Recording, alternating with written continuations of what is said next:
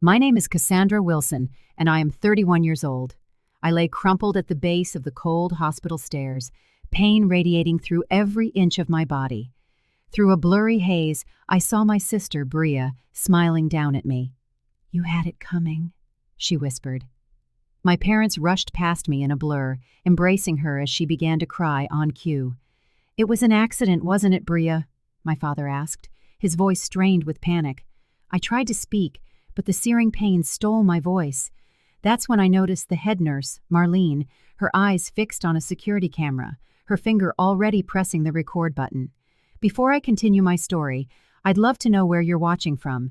Please subscribe and like this video to find out how the footage from that security camera changed everything for me and for my family. Growing up in our affluent Boston suburb, I always felt like an outsider in my own family. Our brick colonial home, with its manicured lawn and heated pool, looked perfect from the street. But within those walls, a different reality existed. I learned early on that my sister Bria, 3 years my junior, was the golden child. At 28, Bria had always been stunning, with flawless blonde hair, bright blue eyes, and a captivating smile that could charm anyone. She knew exactly how to use that charm on our parents, Eleanor and Robert Wilson. The pattern began when we were small. For my 8th birthday, my parents invited my entire class for a backyard party. I'd been looking forward to it for weeks. Mom had promised a special cake with my favorite strawberry filling. When the day finally arrived, I found Bria sobbing in the kitchen. Apparently, she was upset it wasn't her asterisk birthday. Instead of explaining to a 5-year-old that birthdays take turns, my mother immediately called the bakery and had them add Bria's name to my cake. By the end of the party, Bria had torn open 3 of my presents, claiming they were for her. When I complained, my father pulled me aside. "Why can't you be more generous like your sister?" he asked, his disappointment a palpable thing. "She shares everything with you." That was my first clear memory of understanding my place in the family hierarchy. It certainly wasn't the last. When I made the honor roll in high school, my parents offered a distracted nod. When Bria scraped by with a C+ in math that same year, they took her out for an expensive dinner to celebrate her improvement. The year I earned a full academic scholarship to Boston University, my achievement was a footnote at the dinner table.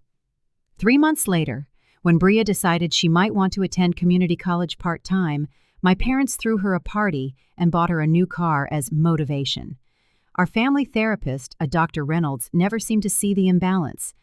I tried to explain the pattern during our mandatory family sessions when I was 16, but he just smiled sympathetically and suggested I might be experiencing normal sibling rivalry. My parents nodded in agreement, and Bria dabbed at non-existent tears, claiming she just wanted a better relationship with her jealous older sister. Despite the constant undermining, I worked hard to build my career in marketing.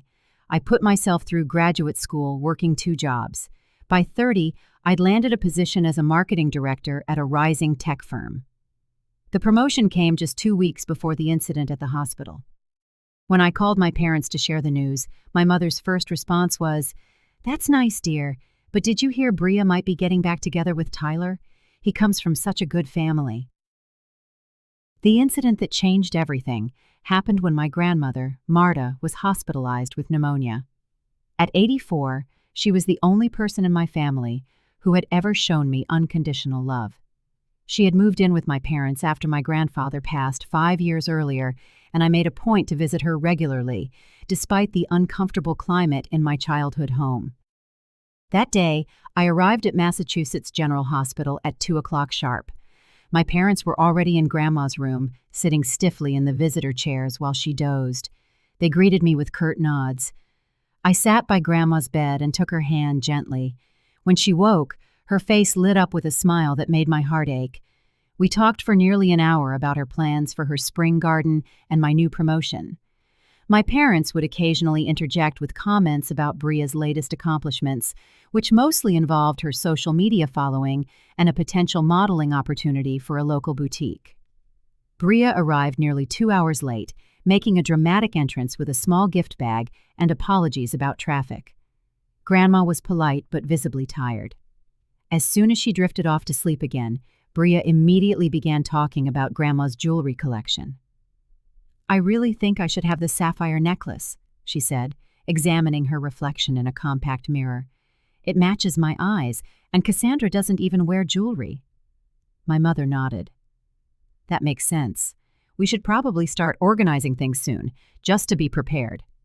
"She's getting better, not dying," I snapped, shocked at their callousness. "And maybe we shouldn't be discussing dividing her possessions while she's in the room." My father shot me that familiar, disapproving look. "Always so dramatic, Cassandra. We're just being practical." The tension was thick when visiting hours ended at 7. Grandma had only been awake for brief periods, and I felt guilty for the atmosphere we'd created in her room.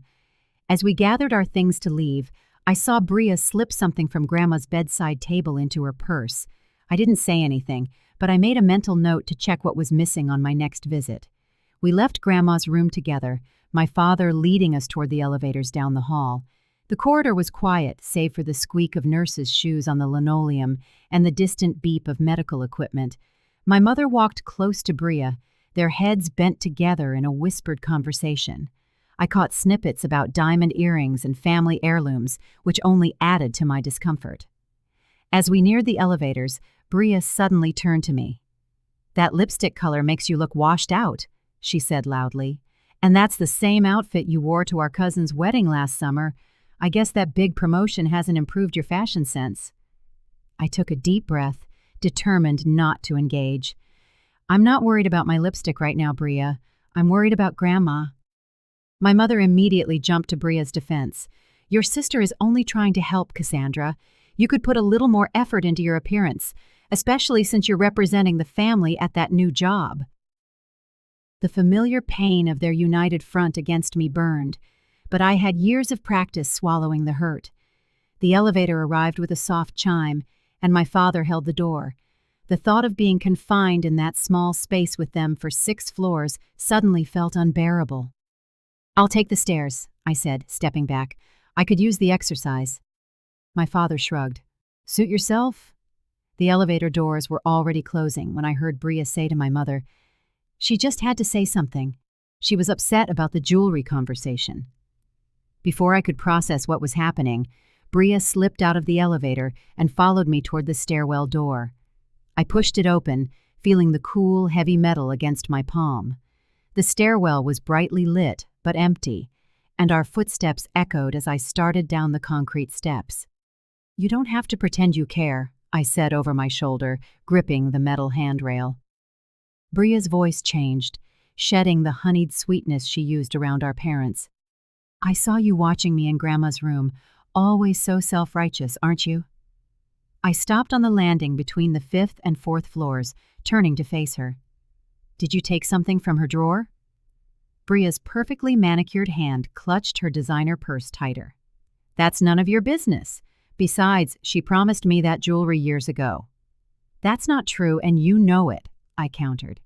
"Grandma would never play favorites like Mom and Dad do." Something flashed in Bria's eyes. "Everyone has favorites, Cassandra. It's not my fault no one ever picks you." I shook my head, turning to continue down the stairs. "I'm not doing this with you. Not here."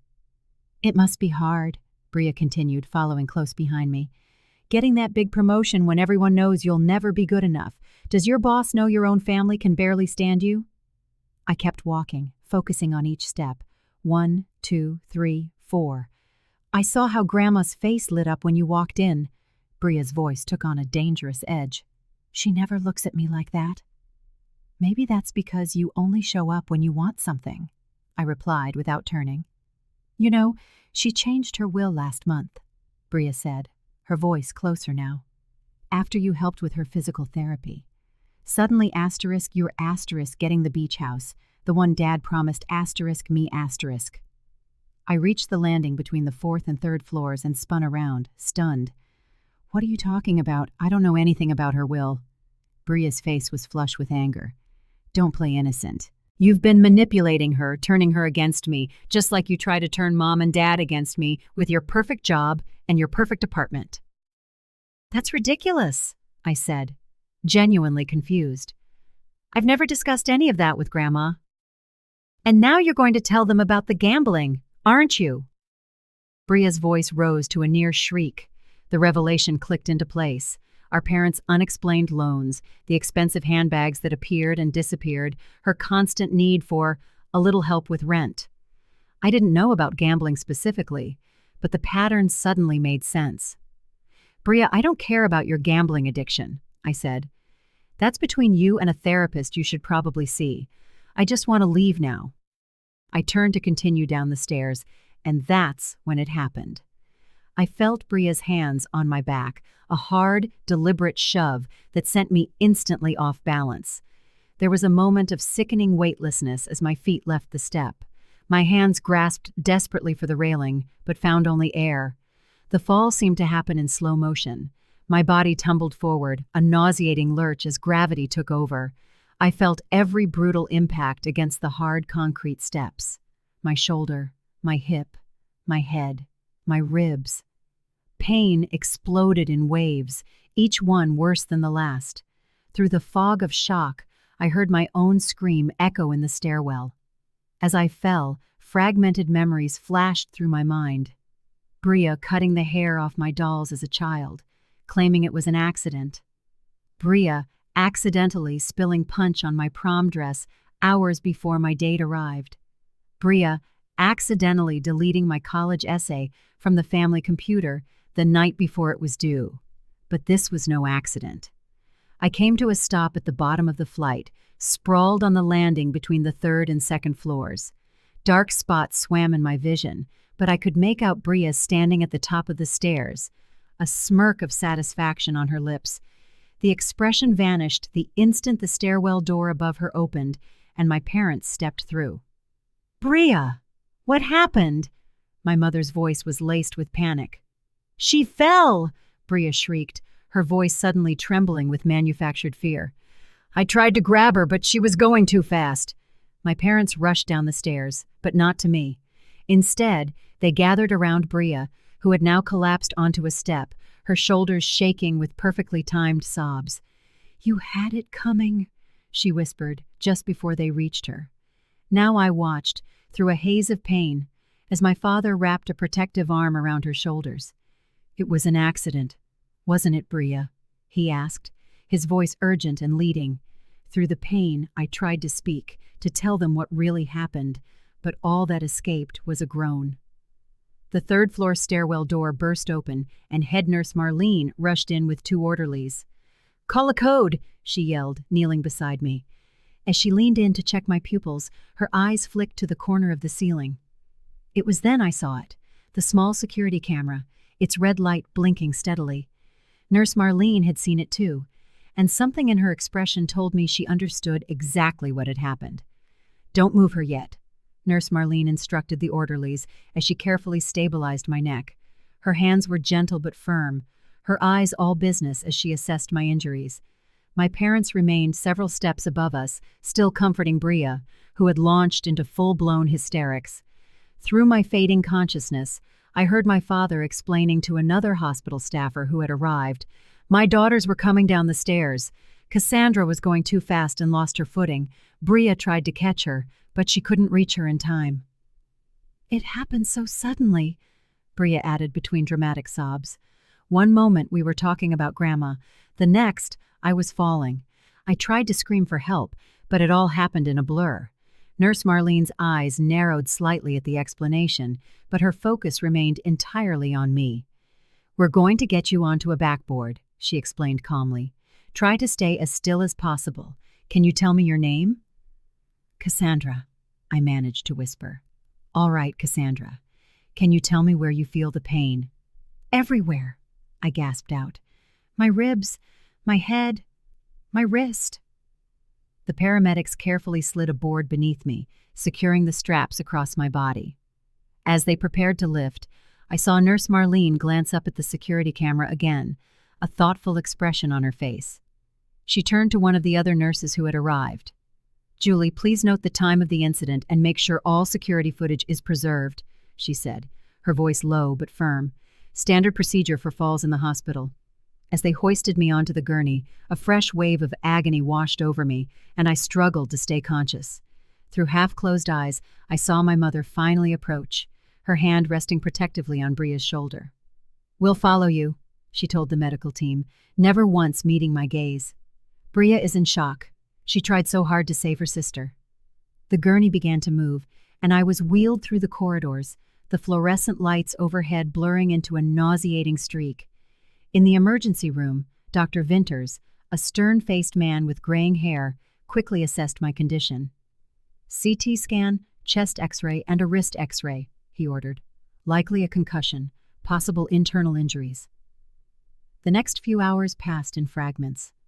The cold table of the CT scanner, the gentle hands of the radiologist positioning my wrist, the sharp sting of an IV needle, the gradual relief as medication flowed into my veins. Through it all, I fought to stay lucid, desperate to tell someone the truth.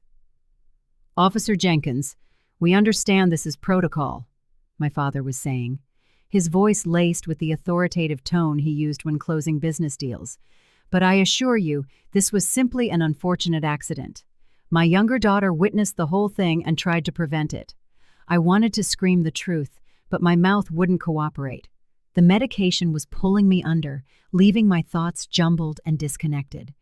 Later, in a private room, Dr. Vinters delivered his diagnosis: 3 broken ribs, a fractured left wrist, a moderate concussion, and significant internal bruising. "You're very lucky, Miss Wilson," he said. "A fall like that onto concrete can be fatal." Lucky was not the word I would have chosen. As night fell, I drifted in and out of consciousness, vaguely aware of nurses checking my vitals and adjusting my IV drip. Through the haze, I heard my parents' voices in the hallway outside my room. "We need to get our story straight before she's fully lucid," my father was saying, his voice low but intense. "The hospital is required to report injuries like these." "Bria is devastated," my mother replied. "She really did try to catch Cassandra." "Of course she did," my father agreed quickly. "And that's exactly what we've told everyone. It was a tragic accident. Cassandra was always such a clumsy child." Their voices faded as they moved down the hall, leaving me alone with the rhythmic beeping of the monitors and the growing certainty that no one would believe me against my family's united front. No one, except perhaps Nurse Marlene, who'd seen something on that security camera that made her suspicious. As the pain medication pulled me back under, I clung to that single sliver of hope like a lifeline. Sunlight slanting through the blinds woke me the next morning. My entire body felt as if it had been hit by a truck, each breath sending a sharp, stabbing pain through my chest. I blinked at the unfamiliar ceiling, momentarily disoriented, until the events of the previous day came rushing back. Bria's hands on my back, the terrifying weightlessness of the fall, my parents rushing to comfort her instead of me. A young nurse with a kind smile came in, checking the monitors beside my bed. Her name tag read Tracy. "Good morning, Cassandra," she said. "I'm just going to check your pain level and get your vitals." "Okay," I breathed, wincing at the slight movement. "On a scale of 1 to 10, how would you rate your pain right now?" "An 8, I whispered through dry lips. Tracy nodded sympathetically. "That's to be expected after all you've been through. I'll get you some pain relief after I check your pressure." As she wrapped the cuff around my uninjured arm, I summoned my courage. "The security camera," I managed to say. "On the stairs." Tracy looked confused. "I'm sorry?" Before I could explain, the door swung open and my family walked in. My mother carried a vase of yellow roses. My father held a teddy bear with a get-well-soon balloon, and Bria trailed behind them, her eyes downcast in a perfect display of sisterly concern. The performance would have been convincing if I hadn't caught the brief, triumphant smirk she shot me when my parents weren't looking. "Oh, darling," my mother cooed, placing the flowers on the windowsill. "We've been so worried about you." My father set the bear on the bedside table. "The doctor says you're going to be just fine. A few weeks of rest, and you'll be good as new." Bria lingered by the door, dabbing at invisible tears. "I'm so sorry I couldn't catch you," she whispered. "It all happened so fast." Nurse Tracy smiled at them. I'll leave you to it. The doctor will be by in about an hour for his rounds. Just press the call button if you need anything, Cassandra. The moment the door closed behind her, the atmosphere in the room subtly shifted. My mother's smile became fixed, my father's posture stiffened, and Bria moved closer to them as if for protection. We've spoken to the hospital administrator, my father said, his businesslike tone taking over. Since this was clearly an accident, they just need you to sign a few forms for the insurance claim. He pulled several papers from his jacket pocket and placed them on the tray in front of my bed. I looked from the documents to my father. It wasn't an accident, I said, my voice stronger than I expected. Bria pushed me. The room fell completely silent for 3 seconds. Then my mother laughed, a sharp, nervous sound. The medication must be making you confused, she said, patting my hand. You fell, sweetie. Bria tried to catch you. No, I insisted, looking directly at Bria. She pushed me. She was angry about Grandma's will.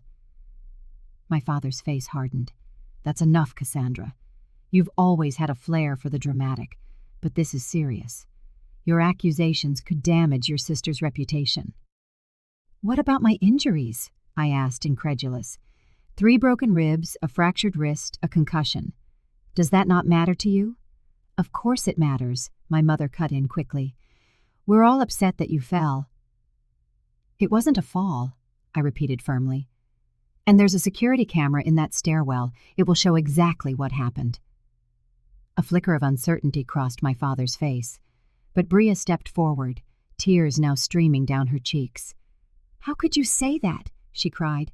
I tried to save you. I reached for you, but you were falling too fast. My mother immediately wrapped an arm around her shoulders. Shh, it's all right, honey.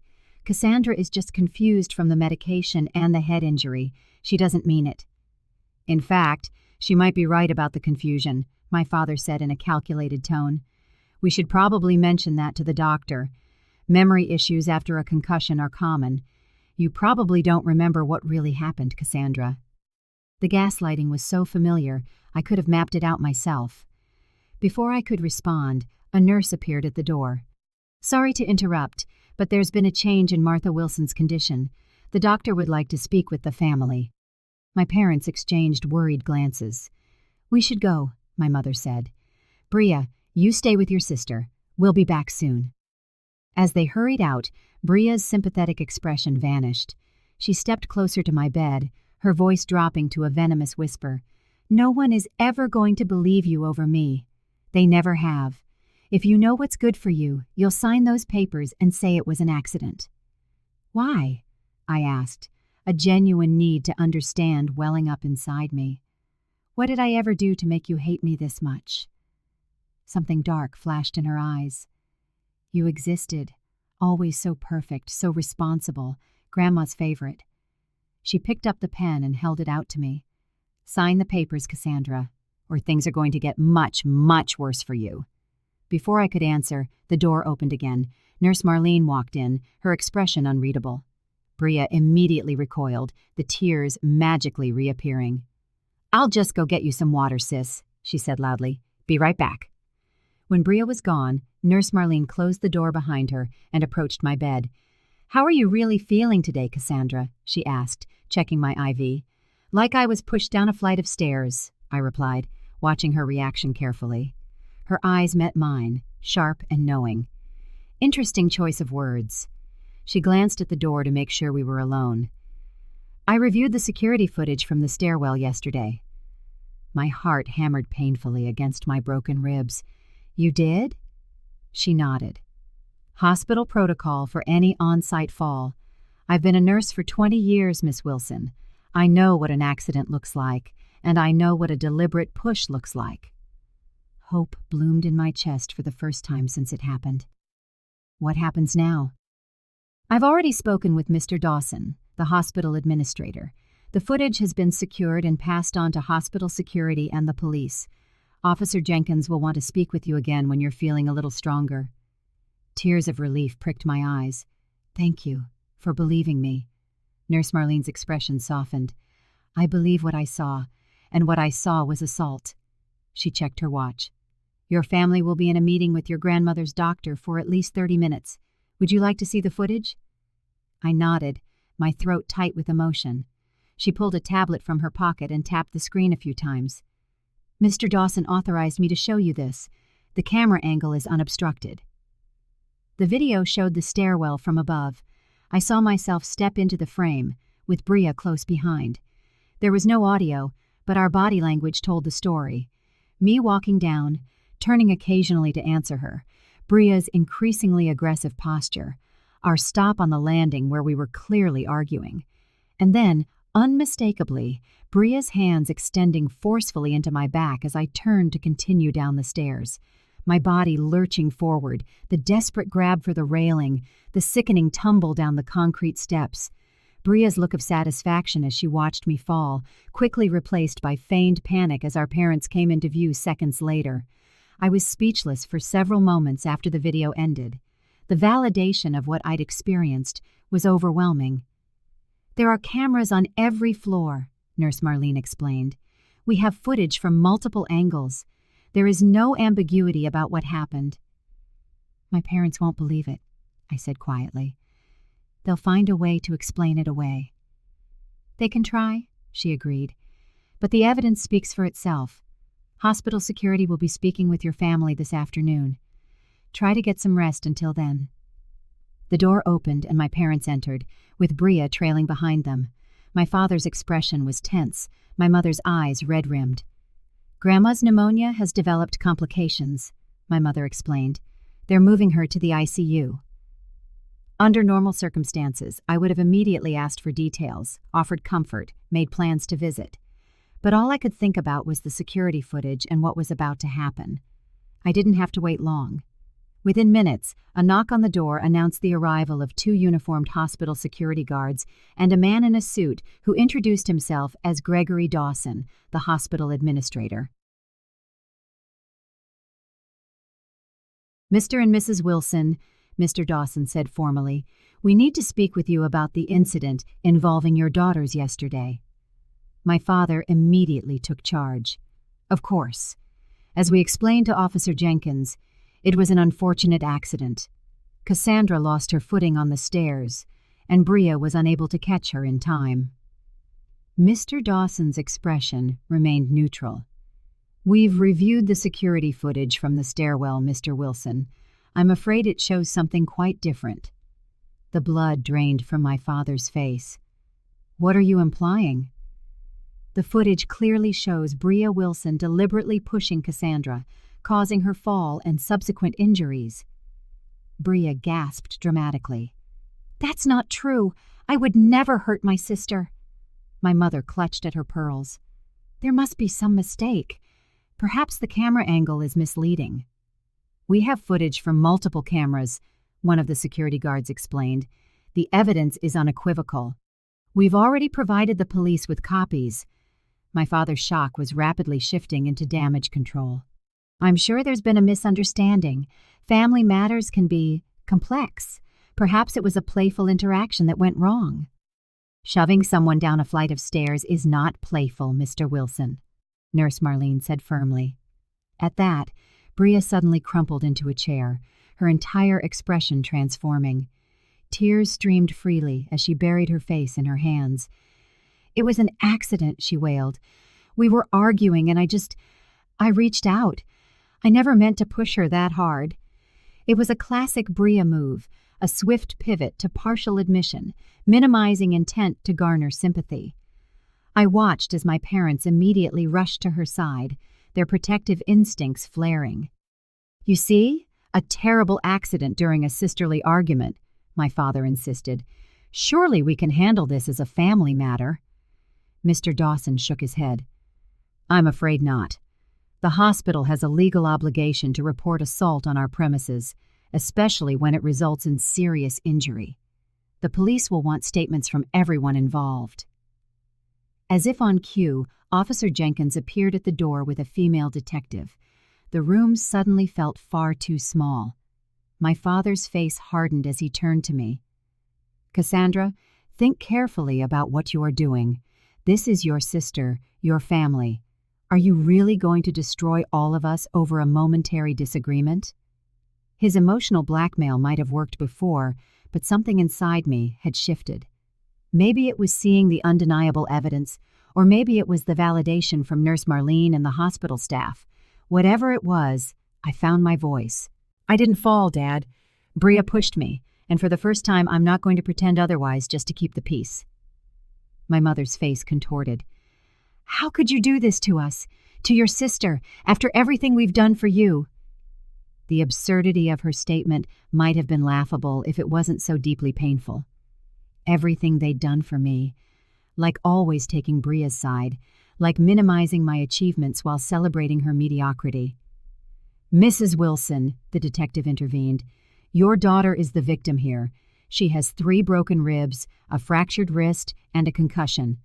I suggest you consider that before you accuse her of harming the family. As the detective approached my bed, I realized I was facing a choice. I could fold under the pressure, as I had so many times before, or I could finally stand up for myself and demand the truth. Looking at my family's faces, I knew they expected me to yield. They were counting on a lifetime of conditioning that had taught me to place Bria's needs and feelings above my own. Not this time. Detective Sarah Harris was thorough and compassionate as she took my statement later that afternoon. A woman in her 40s with short, practical hair and intelligent eyes, she recorded every detail of my account, from the argument on the stairs to Bria's whispered, "You deserved it," as I lay injured. The security footage corroborates your version of events, she said after I'd finished. We have clear shots from 3 different cameras. There's no doubt it was a deliberate act. My family won't see it that way, I said, weary. They'll find a way to excuse her. Detective Harris made a note. Has your sister ever been violent with you before? The question gave me pause. Had she? There had been so many accidents over the years. The time she accidentally slammed my hand in the car door, the hot coffee she'd accidentally spilled in my lap during a family dinner, the accidental deletion of my thesis from my laptop right before the deadline.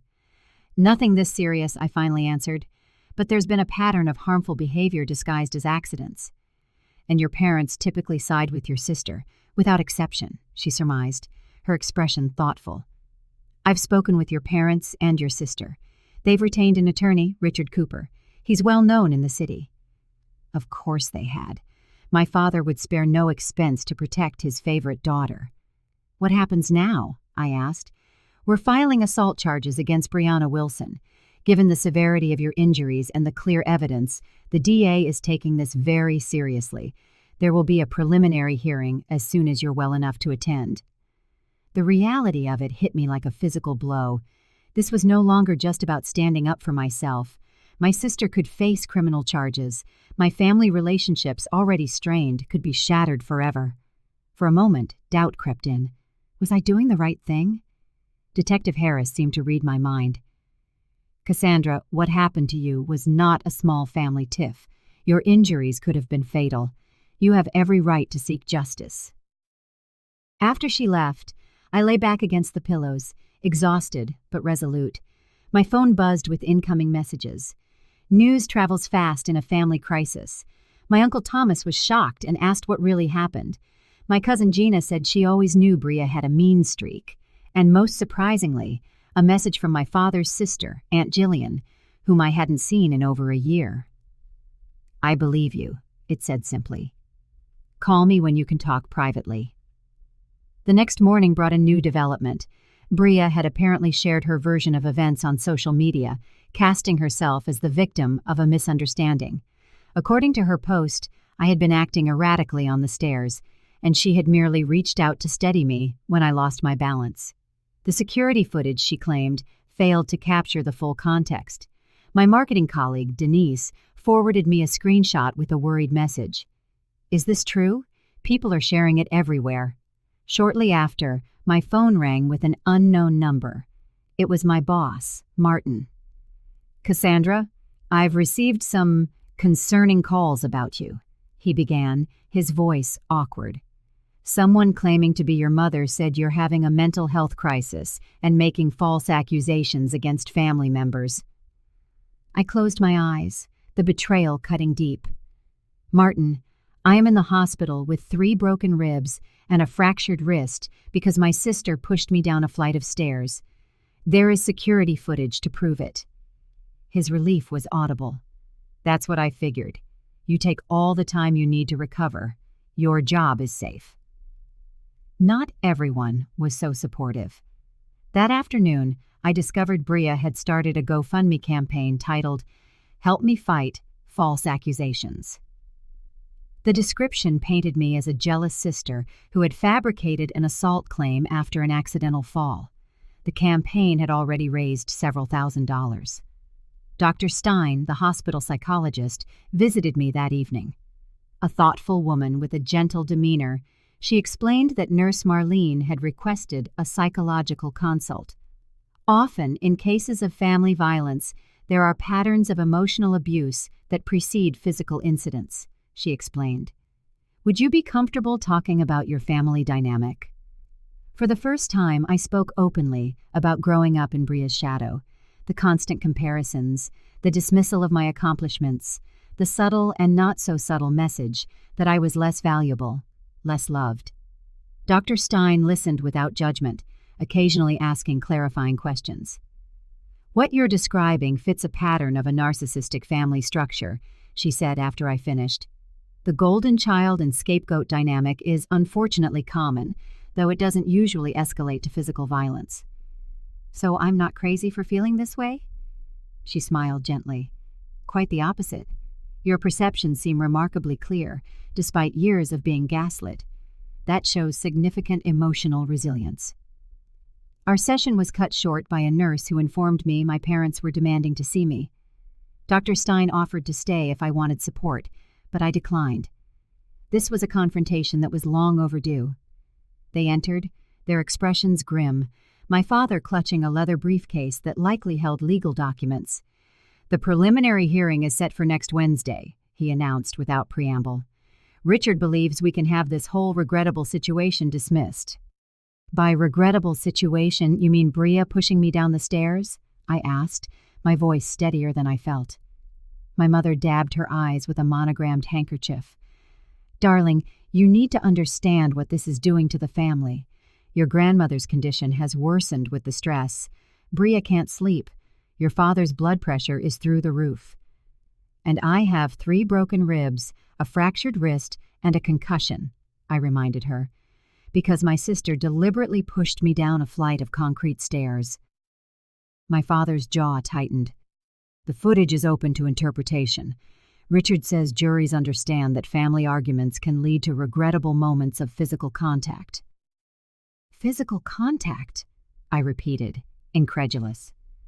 "She could have killed me." "Don't be melodramatic," my mother sniffed. "Dr. Vinter said you're recovering well." My father opened the briefcase and slid out some papers. "We have a simple solution. You sign this statement saying you don't wish to press charges, and we put this whole mess behind us." I stared at the document, then back at my parents. "And if I don't?"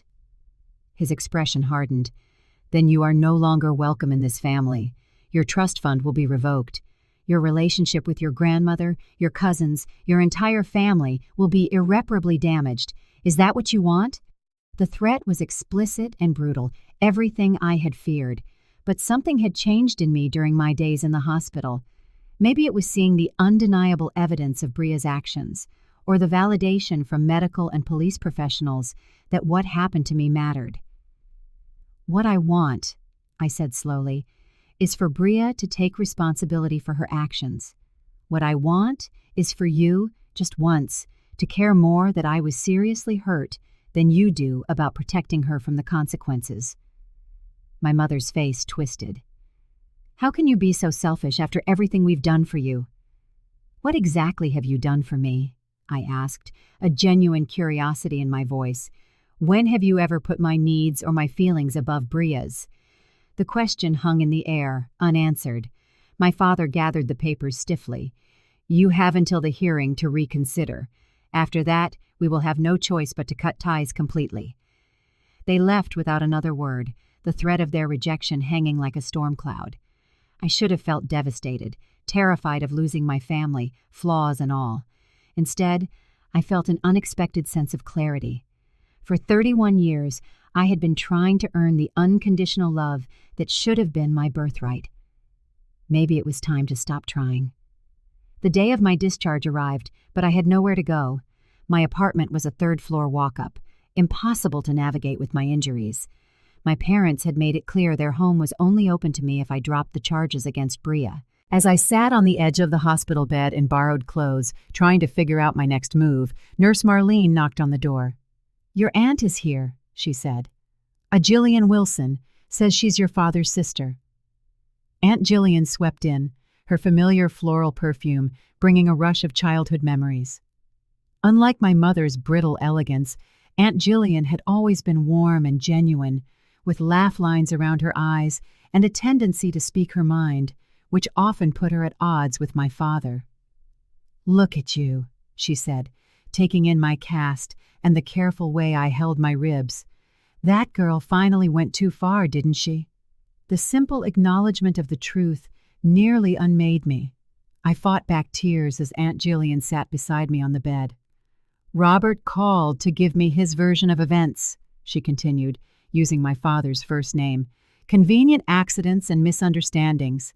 The same excuses he's been making for Bria since she was old enough to talk." "You believe me?" I asked, hating how small my voice sounded. "Of course I do. I've watched Bria manipulate your parents for years. The difference is I never had concrete proof until now." She patted my knee. "The hospital sent me your discharge instructions. You're staying with me until you're back on your feet." Relief washed over me. "Are you sure? Dad will be furious with you." She laughed. "Robert's been furious with me since we were children. It hasn't stopped me yet." Her expression softened. "The guest room is all made up. It's on the first floor, so you won't have to worry about stairs." Aunt Jillian's cozy Cape Cod house became my sanctuary in the weeks that followed. Physical therapy was grueling, the pain often bringing me to tears, but slowly my body began to heal. The emotional wounds were proving more stubborn. 2 weeks after my discharge, I received an unexpected call from Michael, Bria's ex-boyfriend. They had dated seriously for nearly a year before breaking up 6 months prior. "I saw the news about what happened," he said, getting straight to the point. "I wish I could say I was surprised." "What do you mean?" He hesitated. "Bria has an anger problem, Cassandra. I saw it firsthand. The night we broke up, she threw a wine bottle at my head. It missed, but it put a hole clean through my apartment wall." I gripped the phone tighter. "Did you report it?" "No," he said. "She cried. She said she'd go to therapy. I just wanted to end the relationship." He paused. "But I kept the messages she sent me afterward, threatening me, then apologizing, then threatening me again. I think they might help your case. They show a pattern." The evidence continued to pile up. Detective Harris uncovered 3 prior incidents where Bria had been involved in accidents that resulted in injuries to others. A college classmate who fell down an icy staircase after an argument with Bria, an ex-coworker who suffered second-degree burns when Bria accidentally knocked over a coffee pot, and a neighbor's son who broke his arm falling from a tree Bria had supposedly encouraged him to climb. In every case, her parents intervened, Detective Harris explained during one of our meetings. Financial settlements were made, no charges were ever filed. The pattern was clear, but the most damning evidence came from an unexpected source. My grandmother, now recovered enough to leave the ICU, asked to see me privately. I visited her hospital room, shocked by how fragile she appeared. "I need to give you something," she said, her voice thin but determined. She guided me to her purse, where I found a sealed envelope with my name on it. "I wrote this the day after you told me about your promotion. I was going to mail it, but then I got sick." Inside was a handwritten letter detailing multiple occasions where she had witnessed Bria's disturbing behavior and my parents' dismissive responses. She described overhearing Bria threaten me when she thought no one was listening, and seeing my parents brush off my concerns when I tried to tell them. "I changed my will last month," Grandma confirmed. "Not because you manipulated me, but because I've seen how they treat you for years. You deserve better, Cassandra." Her words were the validation I had craved my entire life. As the preliminary hearing approached, I found myself surrounded by unexpected support. Nurse Marlene had rallied several hospital employees who had witnessed the incident's aftermath to testify if needed. My colleagues from the marketing firm sent daily messages of encouragement. Aunt Jillian remained a rock by my side, unswayed by my father's angry calls demanding she stop interfering. The night before the hearing, they made one last attempt at manipulation. My parents arrived at Aunt Jillian's house unannounced, with Bria in tow. She looked thin and haunted, clearly coached to appear as pitiful as possible. "Please, Cassie," she whimpered, using a childhood nickname she knew I hated. "It was a terrible mistake. I just need one more chance." My father stepped forward with paperwork. "We've spoken with Richard. If you sign this statement dropping the charges, Bria will agree to anger management classes. We can handle this privately, as a family." I looked at them, truly looked at them, perhaps for the first time. My father, tall and imposing, accustomed to getting his way through intimidation. My mother, perfectly coiffed even in a crisis, more concerned with appearances than reality. And Bria, the master manipulator, already calculating her next move from behind a veil of tears. "No," I said simply. "What do you mean, no?" my father demanded. "I mean, no, I won't sign anything. I won't drop the charges. I will not pretend this didn't happen." "After everything we've done for you," my mother cried, her favorite refrain. "What exactly have you done for me?" I asked again, the question that had hung unanswered in the hospital.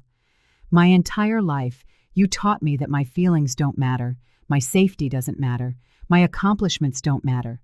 The only thing that matters is protecting Bria." "That's not true," my mother protested weakly. "It is true," Aunt Jillian interjected from behind me. "And deep down, Eleanor, you know it." My father's face darkened with rage. "This is your last chance, Cassandra. Stop this nonsense now, or you are no longer our daughter." The threat that once would have terrified me now felt almost liberating. "I think I stopped being your daughter a long time ago, Dad," I said. "Maybe I never really was." After they left, I sat with Aunt Jillian on the porch swing, watching the stars appear in the clear night sky. "Am I doing the right thing?" I asked softly. She squeezed my hand. "The right thing is rarely the easy thing, Cassandra. But yes, I believe you are." That night, I worked with my therapist, Dr. Stein, to prepare my victim impact statement for the court. As I articulated the lifetime of emotional abuse that had culminated in physical violence, I felt something shift inside me. For the first time, I was claiming my story, my truth, without apologizing or minimizing it to make others comfortable. "Whatever happens tomorrow," Dr. Stein said when we finished, "you've already taken the most important step. You've chosen to value yourself." The courtroom was smaller than I'd imagined, with dark wood paneling and a formal air. I sat beside Detective Harris and the prosecutor, a no-nonsense woman named Julia Mafios. Across the aisle, Bria sat with my parents and Richard Cooper, the expensive lawyer my father had hired. Other than Aunt Jillian and Nurse Marlene, the gallery was sparsely occupied by a few reporters and court staff. Judge Peterson, a stern-faced woman in her 60s, called the court to order. The proceedings began with the presentation of evidence, including the security footage from multiple angles. The courtroom fell silent as the video played, the deliberate shove unmistakable. I heard my mother's muffled sob as Bria's satisfied expression became clearly visible before she composed herself for my parents' arrival. Richard Cooper tried to argue that the footage showed an emotional moment between sisters and that Bria had lashed out in frustration, with no intent to cause serious harm. The judge's skeptical expression suggested she wasn't buying it. The hospital staff testified next. Dr. Vinters detailed my injuries, emphasizing that falls onto concrete often result in permanent disability or death. Nurse Marlene described the discrepancy between my family's account and what the footage revealed. The hospital security chief explained the multiple camera angles that eliminated any possibility of misinterpretation. When it was my turn to speak, I felt surprisingly calm. I described the argument on the landing, Bria's rage over our grandmother's will, and the deliberate nature of the push. Then, I read my impact statement, detailing the lifetime of emotional abuse that preceded the physical assault. My physical wounds will heal, I concluded, but the knowledge that my own sister intentionally hurt me, and that my parents chose to protect her rather than acknowledge the truth, has caused a wound that may never fully close. Bria was next to testify. Her entire demeanor had transformed. The confident, manipulative woman I knew was gone. In her place was a fragile, weeping figure who spoke in a trembling voice about her momentary lapse in judgment and profound regret. "I never wanted to hurt Cassandra," she insisted, dabbing at her eyes. "I love my sister. This was a terrible accident that I will regret for the rest of my life." Her performance might have been convincing, if not for the evidence that followed. Detective Harris presented the text messages from Michael, showing Bria's pattern of threats and manipulation. The records of the previous accidents involving Bria were entered into evidence, along with documentation of the financial settlements my parents had arranged. Most damaging was my grandmother's testimony, recorded from her hospital bed, as she was still too weak to attend in person. Her clear, detailed account of Bria's troubling behavior over the years and my parents' enabling responses left little room for doubt. When the evidence was concluded, Judge Peterson looked directly at Bria. "Miss Wilson, the evidence presented to this court suggests this was not an isolated incident, but part of a pattern of behavior. Do you wish to revise your statement before I make my ruling?" Bria glanced at Richard Cooper, who gave her a slight nod. "Your Honor," she began, her voice suddenly firmer, "I did push my sister. I was angry over family matters and I lost control, but I never intended to cause serious harm." The partial admission was clearly a strategic move, an attempt to mitigate the consequences now that total denial was no longer viable. Judge Peterson seemed unimpressed. Based on the evidence presented, including clear video footage and the defendant's partial admission, I find there is probable cause to proceed with the charges of second-degree assault. Given the severity of the injuries and the apparent premeditation, I am setting bail at $50,000. My father immediately rose to address the court. "Your Honor, our family would prefer to handle this matter privately. My daughter Brianna has agreed to seek counseling." Judge Peterson's gaze was like steel. "Mr. Wilson, your adult daughter stands accused of a serious felony. This is no longer a family matter. It is a matter of public safety and justice. This court is adjourned." As the bailiff led Bria away, she turned to look at me one last time. The hatred in her eyes was raw and undisguised, a single moment of truth amid all the performances. My parents swept out without acknowledging me, my mother leaning heavily on my father's arm. Outside the courthouse, reporters swarmed, hungry for a statement. Aunt Jillian steered me toward her car, shielding me from the shouted questions.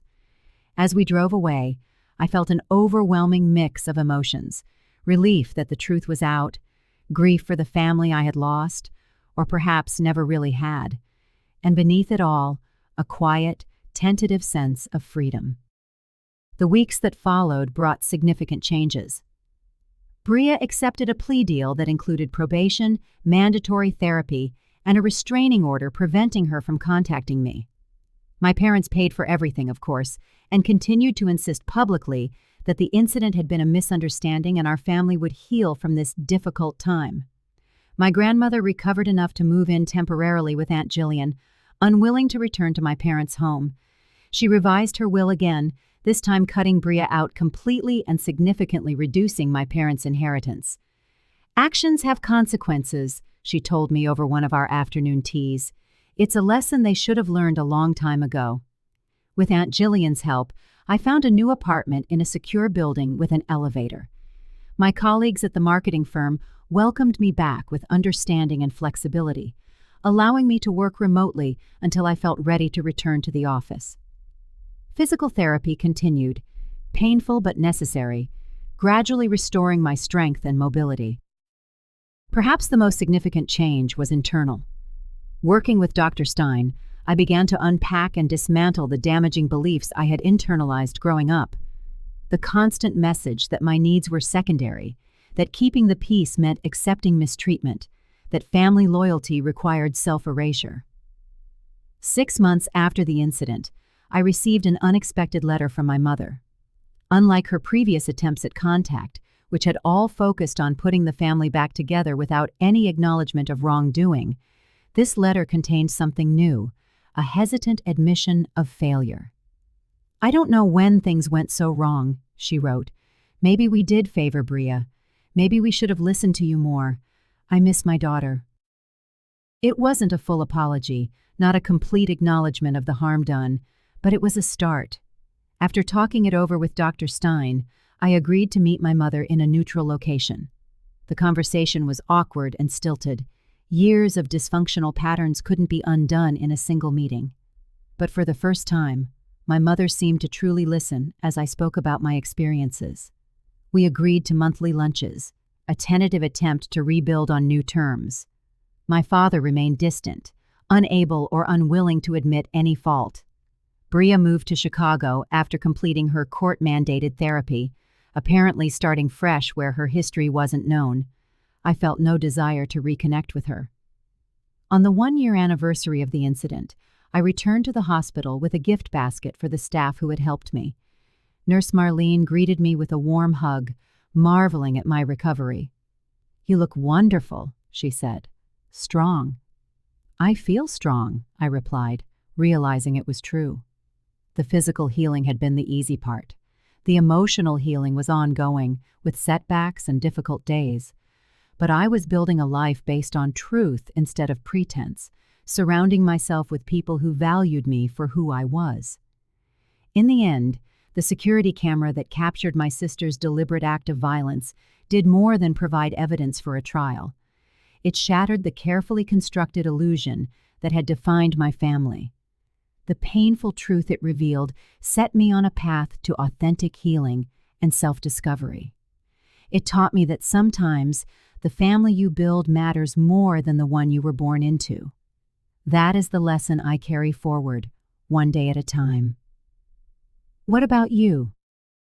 Have you ever had to set boundaries with toxic relatives, or been in a situation where telling the truth cost you relationships?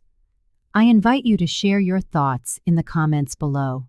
And if this story resonated with you, please consider liking and subscribing for more journeys of healing and finding strength through adversity. Remember, your truth matters, even when others try to silence it. Thank you for listening to my story, and I wish you courage on your own path to healing.